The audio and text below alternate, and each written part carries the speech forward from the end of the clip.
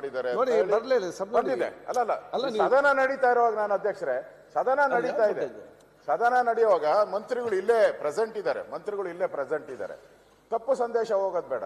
ಇಲ್ಲಿ ದೊಡ್ಡ ಆಪಾದನೆಯನ್ನು ಮಾಡಿದ್ದಾರೆ. ಕೆರೆ ಅಂದ್ರೆ ರೆವಿನ್ಯೂ ಮಿನಿಸ್ಟ್ರೇ ಕೆರೆ ನುಂಗಿದ್ದಾರೆ ಅಲ್ಲ, ಕರೆಕ್ಟ್. ಏನು ಮಂತ್ರಿ ಇದ್ದರು ಮಾತಾಡ್ತಾರೆ. ಈಗ ಇದು ಶೂನ್ಯವಿಲ್ಲ, ಈಗ ಬರುದಿಲ್ಲ.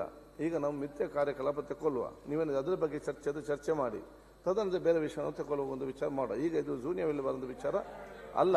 ಇದಕ್ಕೆ ಸರ್ ಇನ್ಸಿಡೆಂಟ್ ಇಮಿಡಿಯೇಟ್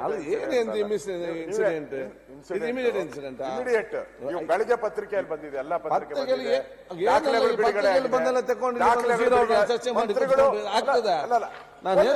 ಸಾವಧಾನ ಒಂದೇ ನಿಮಿಷ. ಮಂತ್ರಿಗಳು ಸ್ಟೇಟ್ಮೆಂಟ್ ಮಾಡಿದ್ದಾರೆ, ಅದು ಸ್ಟೇಟ್ಮೆಂಟ್ ಹೊರಗಡೆ ಮಾಡಿ ಮಾಡ್ಲಿ, ಏನಾಗಿದೆ ಅಂತ ಸದನಕ್ಕಾದ್ರೂ ಗೊತ್ತಾಗ್ಲಿ, ಸ್ಟೇಟ್ಮೆಂಟ್ ಮಾಡ್ಲಿ. ಅವರಲ್ಲಿ ಬರೋದಿಲ್ಲ, ಅದು ಬೇರೆ ವಿಷಯ.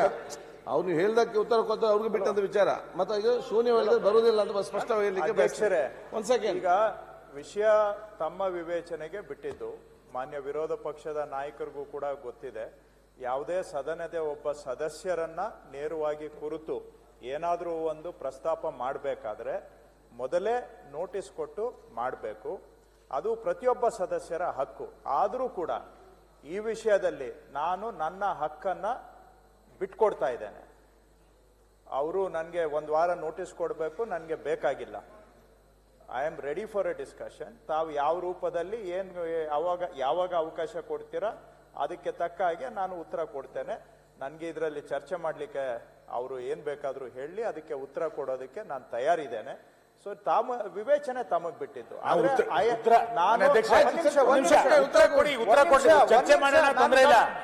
ಈ ತರದ ಆರೋಪದ ಮೇಲೆ ಬಂದಾಗ ನಾವು ಚರ್ಚೆ ಮಾಡಕ್ ಆಮೇಲೆ ಪ್ರಶ್ನೆ ನೀವು ಏನು ಇಲ್ಲ ಅಂತ ಹೊರಗಡೆ ಸದಸ್ಯರಿಗೆ ನಾನು ಇಲ್ಲ ಹೇಳಿ. ಒಬ್ಬ ಈ ಸದನದ ಯಾರೇ ಸದಸ್ಯರ ಬಗ್ಗೆ ಈಗ ಏನಾದ್ರೂ ಪ್ರಸ್ತಾಪ ಮಾಡಬೇಕಾದ್ರೆ ಅದಕ್ಕೆ ಒಂದು ನಿಯಮಾವಳಿ, ನಾವು ಆರೋಪ ಮಾಡಿದ್ದಲ್ಲ ಅಧ್ಯಕ್ಷರೇ, ನಾವು ಆರೋಪ ಮಾಡಿದ್ದಲ್ಲ, ನಿಯಮಾವಳಿ ಪಾಲನೆ ಮಾಡ್ತಾ ಇಲ್ಲ.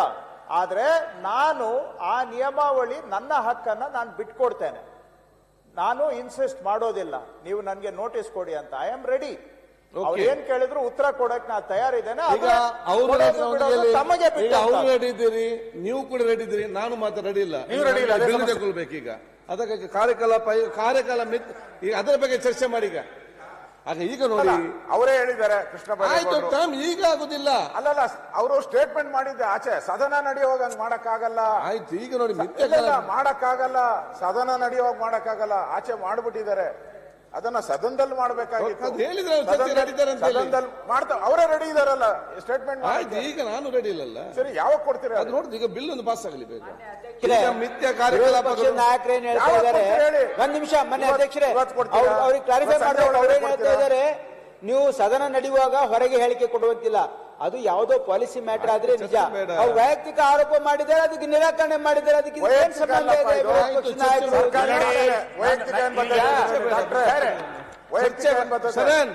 ಸರ್ಕಾರಿ ದಾಖಲೆ ಚರ್ಚೆ ಮಾಡ್ತೀವಿ.